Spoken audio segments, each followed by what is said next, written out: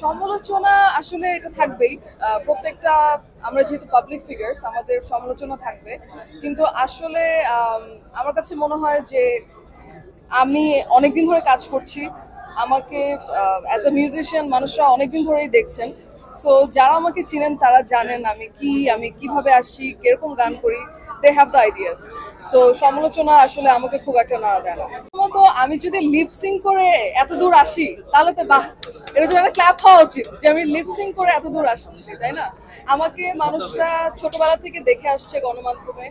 আমি আসলে ইউটিউব থেকে উঠে আসছি, আমি ইংলিশ গান করতাম এবং আমার খালি গলায় অনেক গান আছে, ইউটিউবে আছে, আপনাদের কাছেও আছে, অনেক জার্নালিস্টের কাছে আছে। সো এমন না যে আমার এখন শোতে যদি আমি লিপসিং করে শো করি, দ্যাটস দ্যাটস মানে কি বলবো, রিডিকুলাস। আমি যখন এই নিউজটা দেখি আমি রীতিমতো হাসছি।